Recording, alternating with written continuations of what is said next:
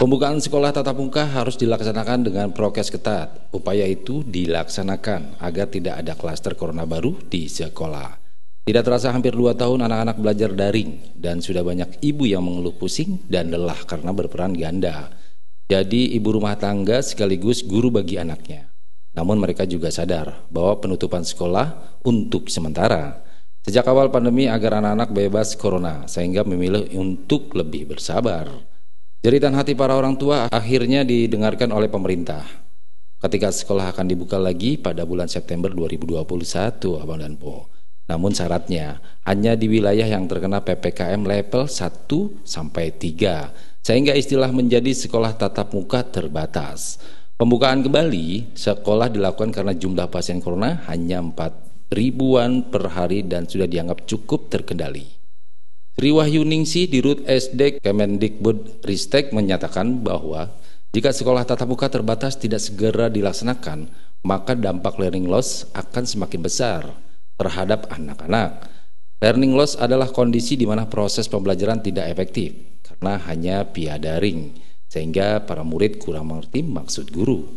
Karena tidak ada interaksi secara langsung. Dalam artian, sekolah online berbuntut panjang dan tidak enak. Karena pembelajaran kurang efektif dan tidak bisa bersosialisasi dengan teman. Bahkan ada dampak terburuk ketika ada murid yang memutuskan untuk drop out karena tidak termotivasi atau tidak mampu membeli gawai dan pulsanya, lalu memutuskan untuk nikah dini. Sri menambahkan, Kemendikbudristek telah melakukan pendataan terhadap 50.000 sekolah di Indonesia dan dana BOS akan diturunkan lagi untuk sanitasi sekolah sehingga benar-benar steril. Sekolah sudah siap menyambut para murid dan minimalisir kuman dan udara kotor yang jadi ajang penularan corona. Namun, Kemendikbudristek mensyaratkan beberapa hal sebelum sekolah dibuka lebar-lebar bagi para murid. Pertama, para guru harus divaksin terlebih dahulu dan mereka memang mendapatkan prioritas pada program vaksinasi nasional. Sehingga pada awal tahun sudah diinjeksi oleh Nakes.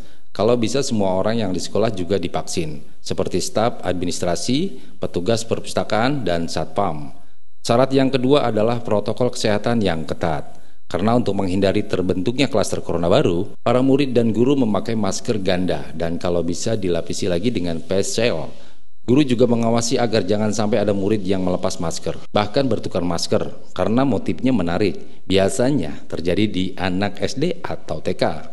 Protokol kesehatan lain yang wajib dijalani adalah menjaga jarak, sehingga dalam sekelas dibagi 2 sesi, sehingga para murid hanya masuk 2 hari sekali, karena bergantian dengan temannya yang lain. Hal ini amat wajar, karena rata-rata murid di SDN bisa mencapai 30 sampai dengan 40 orang per kelas.